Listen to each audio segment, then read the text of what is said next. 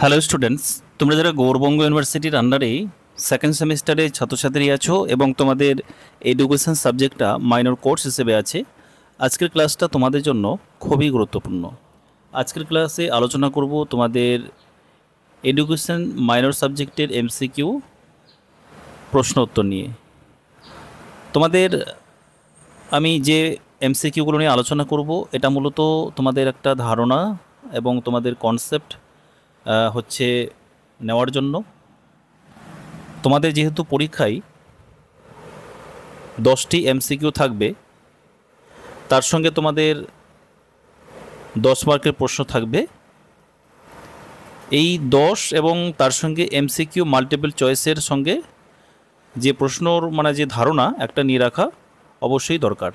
তাহলে দেখো, তোমাদের 4টে মডিউল থেকে তোমাদের টোটাল 4টে মডিউল আছে। আমি আজকে মূলত প্রথম যে মডিউলটা, এই মডিউল থেকে আমি তোমাদের ইম্পর্ট্যান্ট অর্থাৎ 4টি মাল্টিপল চয়েসে আমি তোমাদের প্রশ্ন উত্তরগুলো দেখাবো। প্রথমে দেখো, শিক্ষামূলক সমাজবিজ্ঞানের প্রধান লক্ষ্য কী। এখানে দেখো 4টে অপশান আছে, তার সঙ্গে এই যে বাংলা ভার্সানের সঙ্গে ইংরেজি ভার্সানটাও কিন্তু আমি দিয়ে দিয়েছি পরীক্ষায় যেভাবে কোশ্চেন প্যাটার্ন থাকে।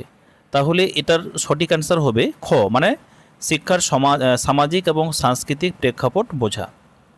তারপরে নেক্সট 2 নম্বর প্রশ্ন, সোশিওলজি অফ এডুকেশনের মূল ফোকাস কী।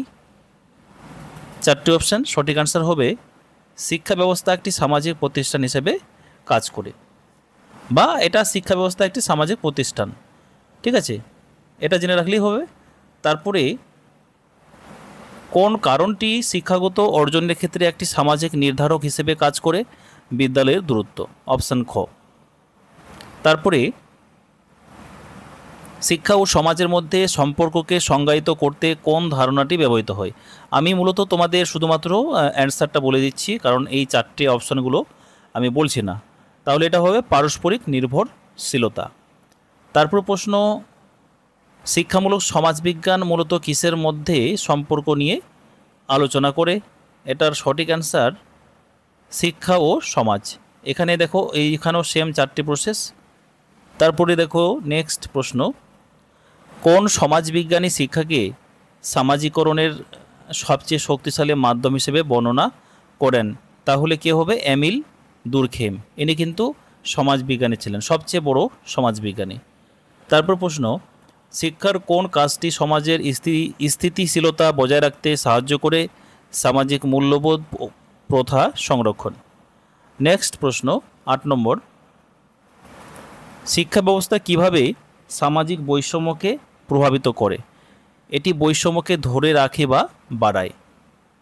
তারপর প্রশ্ন, কোন সমাজতাত্ত্বিক দৃষ্টিকোণ থেকে শিক্ষাকে সামাজিক পুনরুৎপাদনের হাতিয়ার হিসেবে দেখা হয়।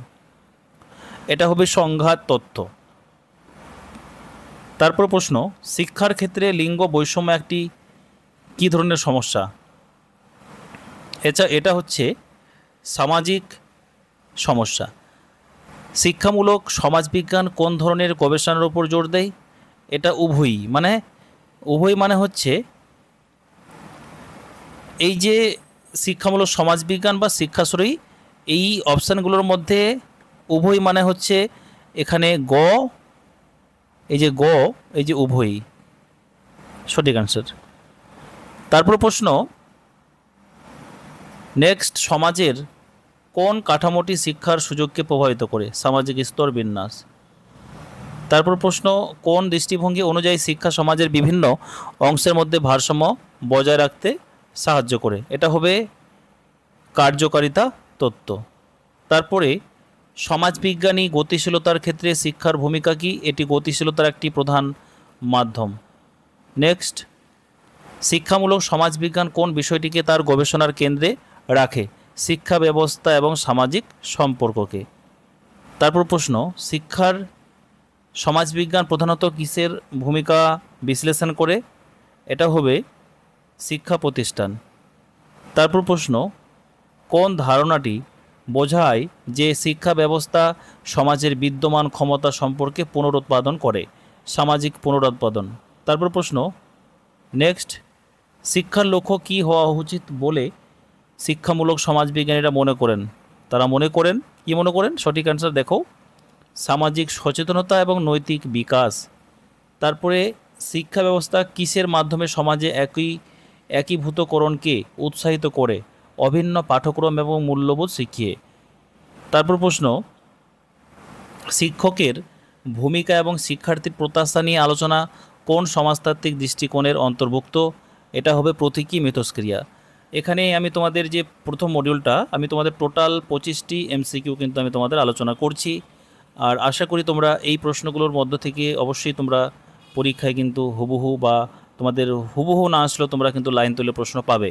কোন ধারণাটি সামাজিক মর্যাদা এবং মর্যাদার উপর ভিত্তি করে সামাজিক শ্রেণীবিন্যাসকে বোঝায়? এটা হবে সেম 4টে অপশান দেখো, সামাজিক স্তরবিন্যাস।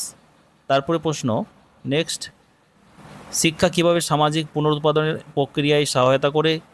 এটা হবে সমাজের বিদ্যমান অসমতা এবং ক্ষমতা কাঠামো টিকিয়ে রেখে। অপশান খ হবে সঠিক অ্যান্সার।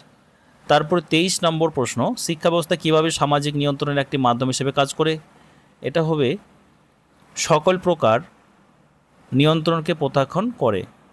তারপরে 24 নম্বর প্রশ্ন, শিক্ষা ব্যবস্থার মাধ্যমে সামাজিক মূল্যবোধ এবং প্রথা এক প্রজন্ম থেকে অন্য প্রজন্মান্তরে স্থানান্তরিত হওয়াকে কি বলা হয়? এটাকে বলা হয় সাংস্কৃতিক সঞ্চালন। অপশান খ হবে সঠিক অ্যান্সার। ভালো করে দেখে নাও, অপশান খ। তারপর প্রশ্ন, লাস্ট প্রশ্ন, একটি মেধাভিত্তিক সমাজে শিক্ষা ব্যবস্থার ভূমিকা কি? এটা অপশান খ হবে, এটি ব্যক্তিগত মেধা এবং যোগ্যতার ভিত্তিতে সামাজিক অবস্থা নির্ধারণে সাহায্য করে। এই ছিল তোমাদের আজকের ইম্পর্টেন্ট ক্লাস। এই 25টি এমসিকিউ তোমরা ভালো করে প্র্যাকটিস করো। এরপরে নেক্সটে তোমাদের মডিউল 2 নিয়ে আলোচনা করব।